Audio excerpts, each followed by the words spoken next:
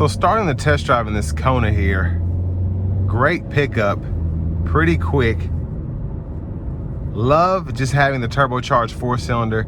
You wouldn't think a 1.6 turbo would have this much get up and go, but it does. Feels absolutely fantastic.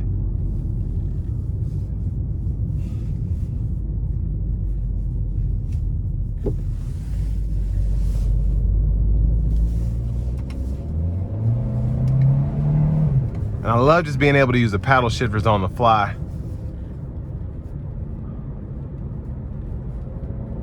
But overall, driving for this, I like in the sport mode, you get that stiffer steering feel. It makes a huge difference. You feel like you're in a sportier vehicle than you're actually in, but totally okay with that.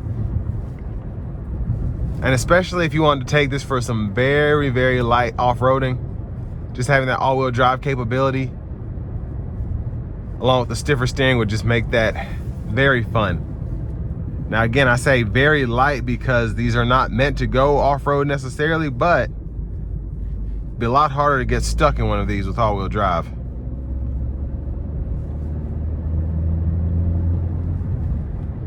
But I like to keep this in sport mode because you can kind of dictate how much power you're getting even with the gas pedal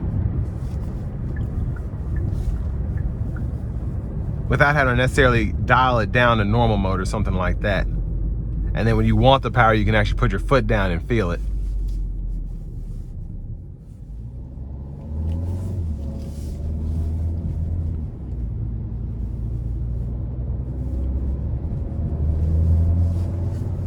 So I'm going to try to give it a pull getting on the interstate here.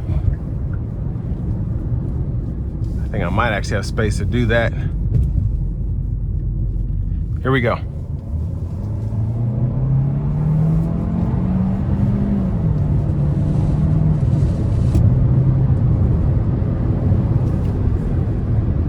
So again, pretty quick for a 1.6 liter turbo 4. Let's give it another slight pull here. So that's the other thing. In sport mode, it does want to give it a lot more than you necessarily are trying to give it. But lane centering assist, smart cruise, makes those longer treks just a bit more enjoyable. Now I'm gonna turn the drive mode to normal for the rest of the test drive. But I mean, doing 70 down the interstate, wind noise isn't terrible. Road noise, you can hear it a little bit, but this stretch of the interstate is pretty rough anyway.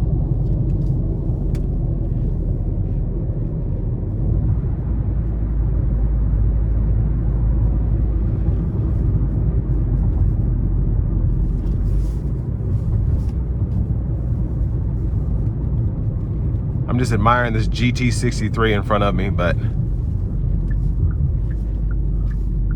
yeah, I mean, this is an easy vehicle to really, I mean, you're getting 29 miles per gallon highway, 23 city. So again, you have that capability while also having something that gets relatively good fuel economy.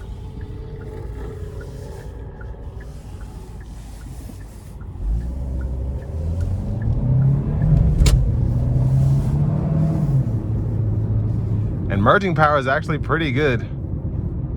Had a little hesitation there, but I mean, this car isn't meant to be dragged. And again, it was in normal mode, didn't know what I was trying to do, so then it dropped the gears and disappeared.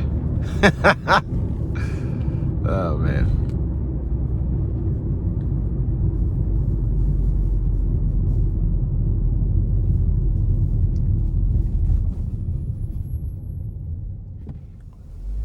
Now I do want to give one more thanks to Hyundai of Cool Springs for allowing me to review this Kona today. I'll leave a link below in the description. And if you're looking to get the best price on one of these closer to home, click on that second link down below. It takes just a minute to fill out your information, and I'll make sure the local dealers are fighting to get you the best price on this or whatever new vehicle you might be interested in.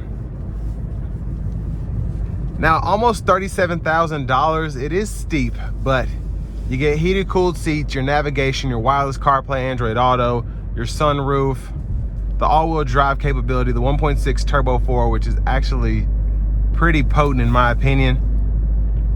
But you get something that's fun. Love the color. And it's just,